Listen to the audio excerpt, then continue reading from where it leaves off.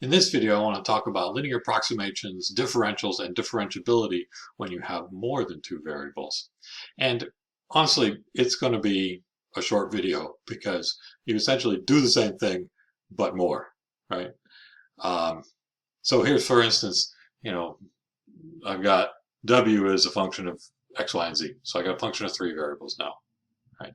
I could talk about the linear approximation to this function of three variables at x0, y0, z0, and it looks like this. The function value at x0, y0, z0, plus the partial of f with respect to x times the change in x, plus the partial with respect to y times the change in y, plus the partial with respect to z times the change in z, and it runs off the edge of the screen here, but that's a z minus z0 right there. Okay. And each of these partial derivatives are evaluated at the point x0, y0. Right?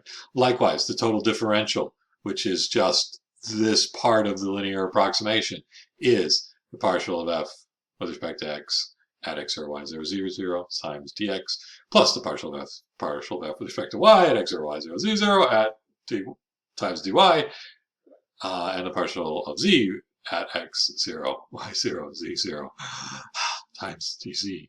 Right? That it looks so much the same as it did with one variable or two variables. You just have an extra term because you've got change in another direction. Right?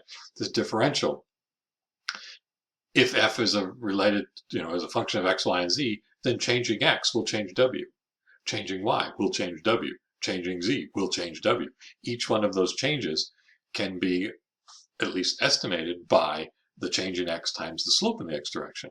The change in y times the slope in the y direction, the change in z times the slope in the z direction. All of those are contributing that little bit to w being changed, and so the change in w total is the sum of the three of them.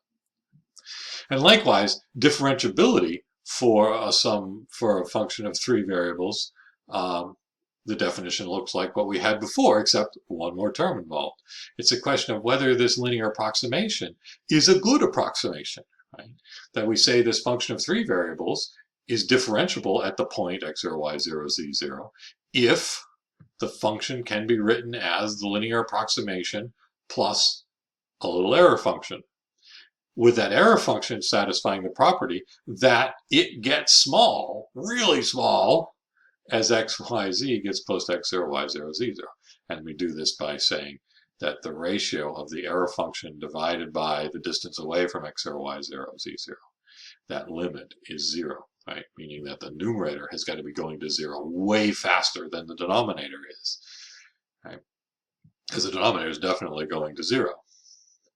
So if this fraction is going to be 0, then the numerator's got to be really, really small, right? And then the linear approximation is a good approximation. Right? I'm guessing that you can happen what would happen with four variables? What would happen to this? What would happen to that? What would happen to this? You just add on another piece, right? Or 5 variables, or 6 variables, or 57 variables. It all looks the same.